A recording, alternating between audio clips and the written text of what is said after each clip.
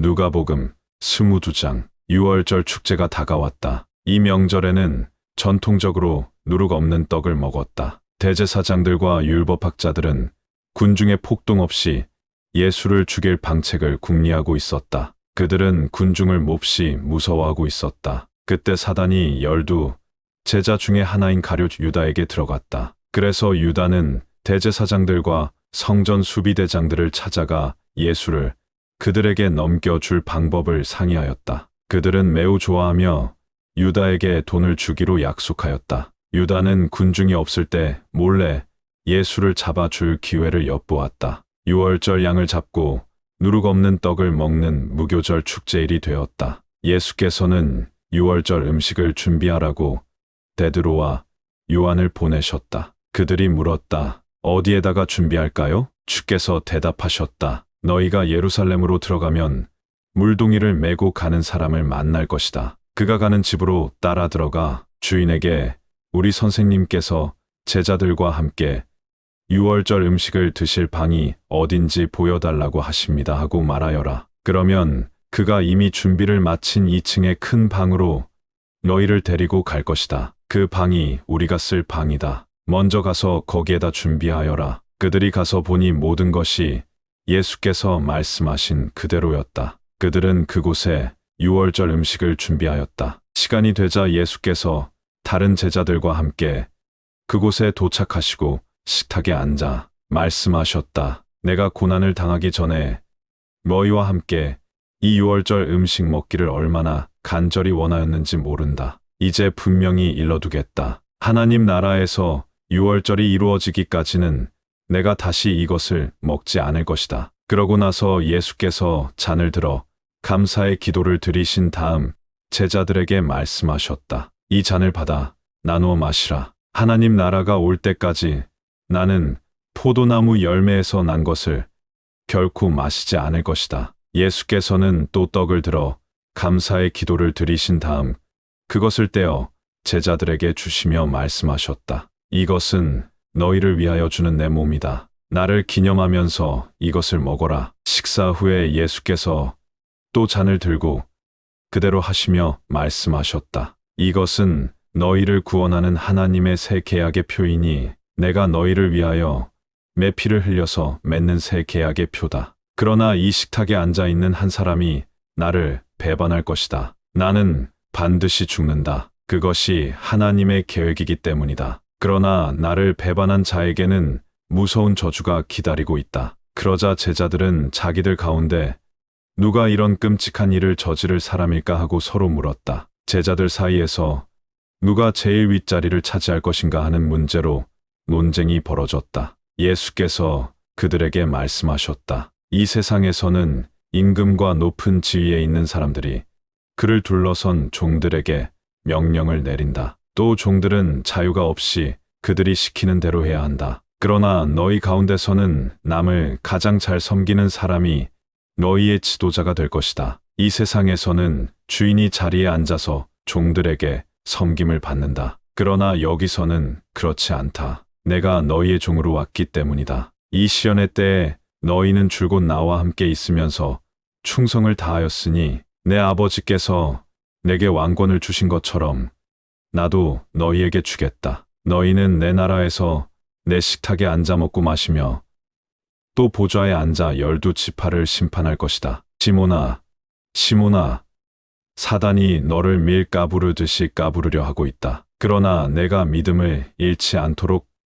내가 기도하였다. 그러므로 내가 깨닫고 돌이킨 후에 형제들에게 힘이 되어주고 그들의 믿음을 북돋아 주어라. 베드로가 말하였다. 주님, 저는 이미 감옥에 갈 각오가 되어 있습니다. 주님과 함께라면 죽음도 마다하지 않겠습니다. 이때 예수께서 대답하셨다. 베드로야, 내 말을 명심해 두어라. 지금부터 내일 아침 달기 울 때까지 너는 나를 3번이나 모른다고 할 것이다. 그러고 나서 예수께서 제자들에게 물으셨다. 내가 복음을 전하라고 너희를 보냈을 때 돈과 식량 자루와 신도 가져가지 말라고 하였는데 부족한 것이 있더냐?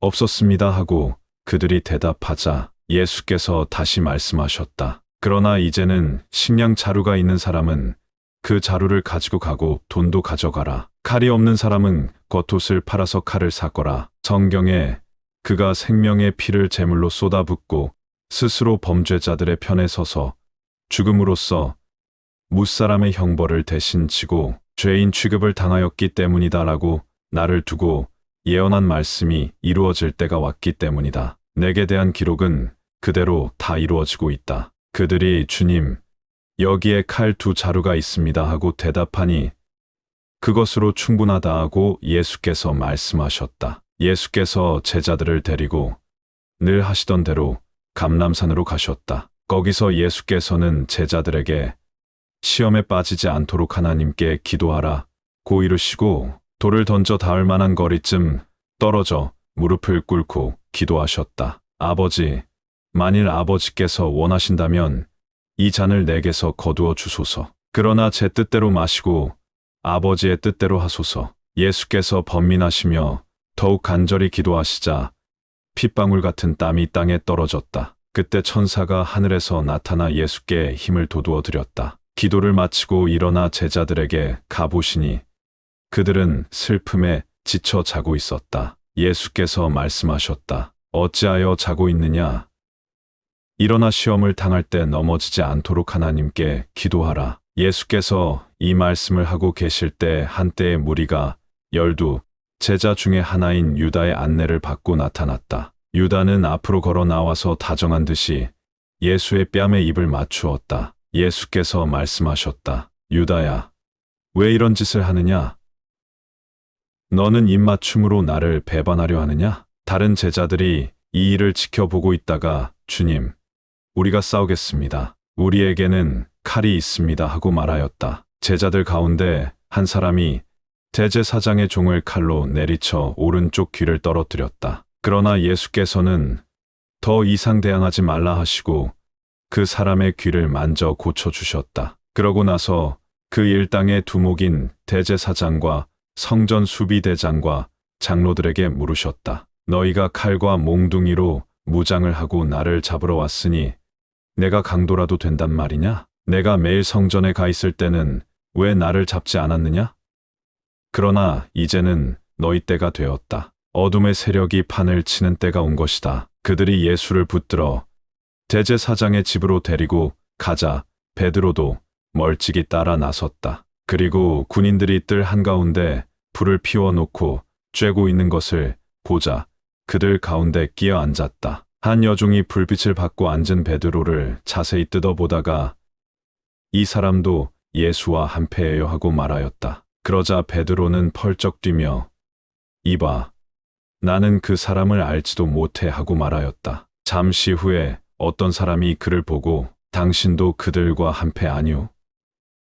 하자 베드로는 아니오, 나는 아니오 하고 부인하였다. 1시간쯤 지났을 때 어떤 사람이 강경하게 나는 이 사람이 예수의 제자라는 걸 다 알고 있소. 둘 다 갈릴리 사람이란 말이오 하자 베드로는 이 사람, 나는 자네가 무슨 말을 하는지 통 모르겠네 하고 말하였다. 베드로의 이 말이 끝나기가 무섭게 달기 울었다. 바로 그 순간에 예수께서 돌아서서 베드로를 보셨다. 그러자 베드로는 주님이 내일 아침 달기 울기 전까지 너는 나를 3번이나 모른다고 할 것이다 하고 하신 말씀이 생각났다. 베드로는 뜰 밖으로 나가서 큰 소리로 울었다. 예수를 지키고 있는 보초병들이 예수를 조롱하였다. 그들은 예수의 눈을 가려놓고 주먹으로 치면서 예언자라 했으니 이번에는 누가 쳤는지 알아맞혀 보시지 하며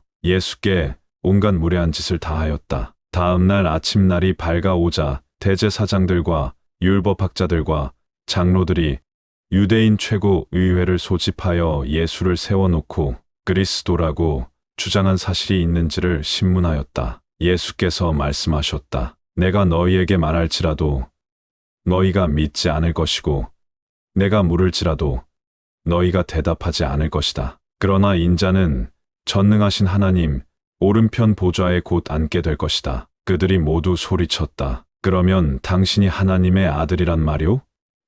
예수께서 그렇다고 대답하시자 그들이 다시 소리쳤다. 이제 무슨 다른 증언이 더 필요하겠습니까? 그가 하는 말을 우리가 직접 듣지 않았습니까?